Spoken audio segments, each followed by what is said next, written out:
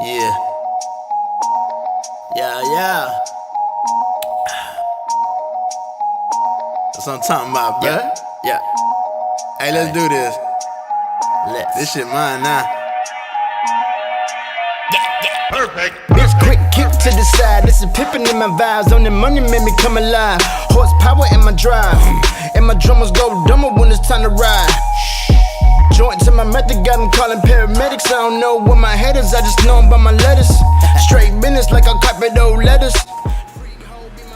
Well, I didn't do anything too crazy in the gym today since I'm competing on Saturday. So I just went in there, I just wanted to feel the weight a little bit.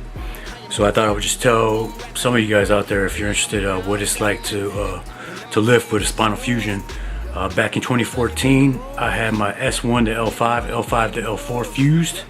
It was just from running and jumping in the Army, just long-term, wear and tear from being a heavy dude, logging all those miles and stuff. I wasn't powerlifting back then. Probably about a month after the Spinal Fusion, I was in the gym just doing some lightweight stuff with machines and stuff like that, doing some slight walking.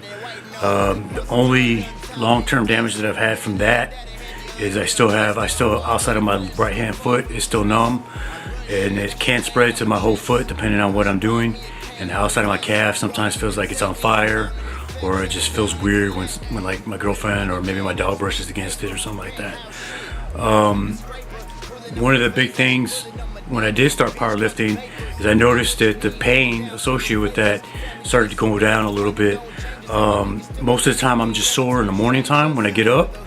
Of course, from stiffness or the way I slept during that time frame, or from sitting at long periods of time, because I have a tendency to slouch and I have bad posture when I'm sitting, especially at work. Running, the longer I run, just that jarring impact motion would cause pain and stuff like that. But when I started powerlifting, of course my core got stronger. I got a little bit heavier, got a little bit more muscle down there, and so it started going away. Some of the problems that I'm encountering now that I've been 2 years into powerlifting, almost 2 years I want to say, is I think I reached my ceiling on what all that metal back there can handle. Now I can pull, deadlift, no problem, which you would think would probably be the number one thing to go, but it's not. I can pull. I'm still making consistent gains with that. I think when I first started powerlifting, I couldn't get more than 400, and now I'm like about 505, and still continue to get stronger and stuff like that. The bench, not a problem. Just regular, what really sets me back on that is tendonitis. I can't get a good arch because of the hardware back there, but I'm not too worried about that. The biggest thing that's been hurting me is the squat. And it's not really the movement of the squat, it's whenever I load up. I think the ceiling that I've reached is anything over 400 pounds just starts compacting too much on all that hardware that's down there. And I just recently found out via MRI they have a bone spur in that area, so I don't really know if it's the hardware that's compressing and hitting the nerve, or it's that bone spur. So I have an appointment next month, and I'll probably debate whether or not I want to get all that hardware taken out, or just see if they can remove that bone spur. I don't really want to start all over again with trying to get my strength that I will lose during that time frame of recovery and stuff like that. But I guess the long story short is, yes, you can lift with a Spinal Fusion. Biggest thing is you have to become an instinctive train, do instinctive training where, hey, have a plan, but just know when to cut it short if your back starts to hurt. Like I know if I get to working weight and it starts hurting, I'll just go ahead and I'll just cut it short right then. And I have to, I'll pay the bank later on in the week with those reps that I missed.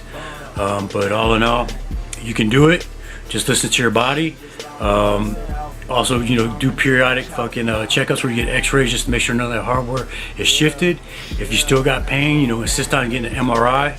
So, because there might be something else like I found out that was going on, and get it diagnosed and taken care of, because the painkiller is not the way to go, even though I do take some, but mostly that's just for a good time.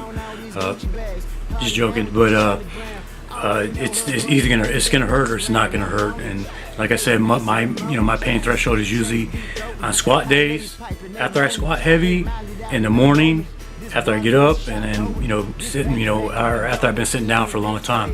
So if you got any questions about Spinal Fusion and stuff like that, go ahead, hit me up, and I'll answer those the best that I can. Just buy a good belt and learn how to brace your gut. LP life.